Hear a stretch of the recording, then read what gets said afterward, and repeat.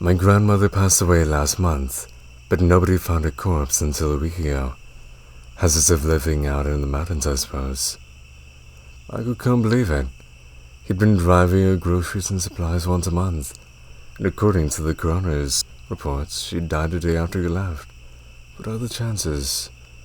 To him, tell it. She was just fine when he driving away too, spry as she'd ever been. She was even getting her own water from the river and doing a bit of fishing on the side. And then poof, deceased. Grave, her golden retriever, was gone now too. My uncle thought that he probably took off after realizing Grandma wasn't waking up. Maybe he got hungry and went out chasing squirrels in the woods or something. My uncle strolled about and called Griff's names for hours after he found Grandma, looking in all of his usual hide spots, but had no luck, in my opinion. Griff probably got as far away as he could.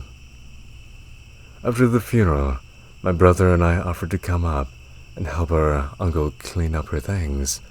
Or at least, my brother did, and I got guilt-tripped along for the ride. Apparently, she left the cabin to the two of us in her will. Split custody, not that either of us wanted it.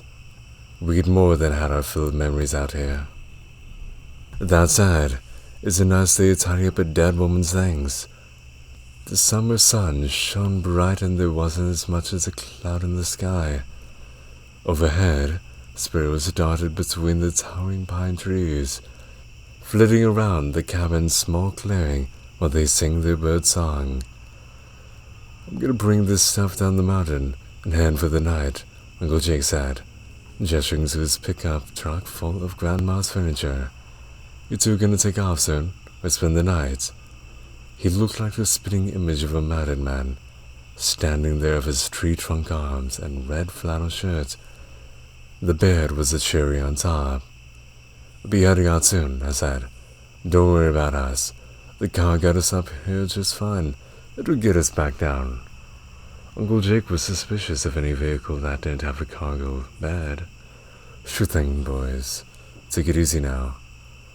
He hopped into the cab of the pickup and slammed the door with a metal clang. A moment later, the engine turned over and the mountain air was replaced with the thick smell of diesel and rust. For a rumble, the truck rolled out of the cabin's dirt driveway, bobbed down the makeshift road, and disappeared to the faint riffs of AC/DC's Thunderstruck.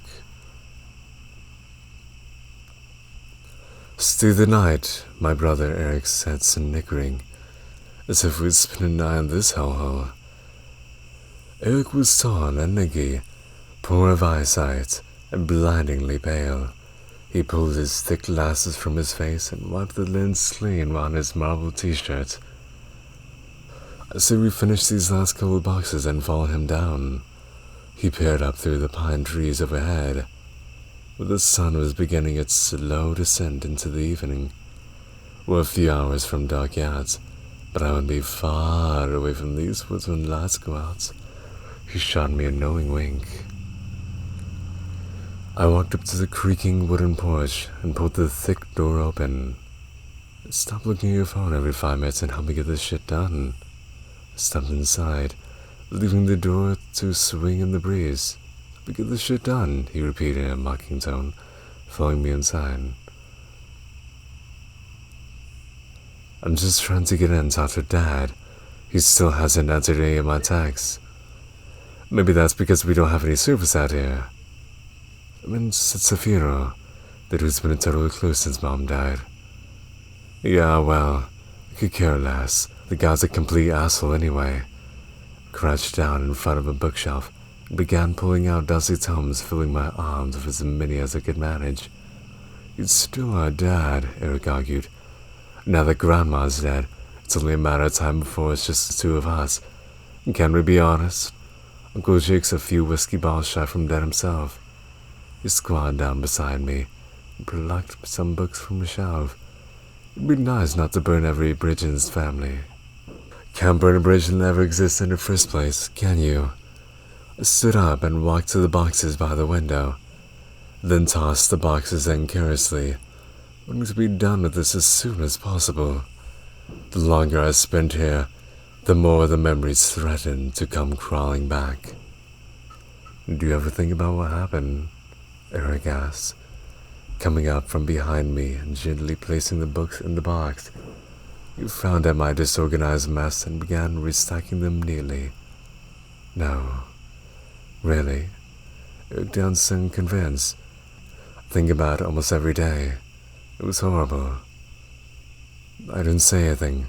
Instead, I walked back to the bookshelf and grabbed another armful of books, then stopped back to the box and dumped them in. Hey, Eric said. Listen, jackass, you could at least have a little courtesy. He gestured to the books he was arranging inside, neat and tidily with the spines facing upwards. One of them was called Mysteries of the Cryptids. Looked away. See the effort I'm putting in, he said. Do you really need to chuck your shit everywhere? Sorry, man. I just don't like this place. I shook my head, feeling a chill wash over me. I want to finish this and go. So do I. But don't you think talking could be good? Not really, no. I stalked towards the den, time to put some space between me and this conversation. He grabbed my arm. Please, Matt. It was 12 years ago, but it feels like a lifetime. I don't even know if I'm remembering real events anymore, just inventing things in my head. I shrugged him off, but his expression was pleading. He needed this. You won't talk to me about, he stammered. I have no fucking clue if I even remember what happened. With a sigh, I thunked down in my grandmother's rocking chair. It sat in front of a red brick fireplace, now filled with only ghosts of old charred logs. I hardly thought to myself that I'd probably never be used again, because I planned on tearing this cabin down and leaving it for the insects. It would be better that way. I only wish I could tear down the memories with it. The week of this cabin had gifted me with a decade of alcoholism, chronic depression, and a side of insomnia. I took a cocktail of prescription measures to get me asleep these days. And when I did, it's a coin toss whether or not I'd experience sleep paralysis. And now, Eric wants to dig those memories up. Flexed my right hand, staring at the thick scars that wound their way across it. Even now, all these years later, I could still see the blood, smell it, taste it. My heart started racing just thinking about it, and I forced myself to look away. Focus on the hearth before me, and something caught my eye. What the hell? I muttered, leaning forward. It wasn't a log, it was something much smoother. The shape was all wrong, though. I left the chair and knelt down, sifting through the ashes and burnt timber, and covering the curious object with mounting horror. I pulled it free, brushing away flakes of ash with my fingertips. My arm quivered. Eric, I said, pushing the word from my mouth. What's up? He called. I swallowed. Is this Griff? Footsteps sounded from the other room and came bounding in, face brimming of excitement. You found Griff? I didn't say anything. I stared at the skull in my hand, doing my best to hold back the floodgates of memories. My eyes found Eric's, and I held the skull aloft. What the fuck? He shouted, stumbling forward. He dropped to his knees, looking at the skull in terror. No way that's Griff. No fucking way. He shook his head furiously. What are you doing in the damn fireplace, Matt? I didn't know what to say. I knew there was no reason he should have been in the fireplace. None. No dog would have willingly let itself burn to death. Maybe it's a coyote, Eric reasoned, tripping over his words. Grandma probably killed and chucked it in here so the scent wouldn't attract other animals, and there's no coyotes out here. You know that. I dropped the skull, cracked against the solid wood floor. A shudder ran through me. It's way too small to be a wolf. Eric looked on the verge of tears. Griff was probably the only happy memory we had of this horrible place. Matt, why would she do that? 1,000 reasons crossed my mind, all of them beginning and ending with one night 12 years ago. I stood up from the fireplace, my feet feeling weak and my sense of balance waning.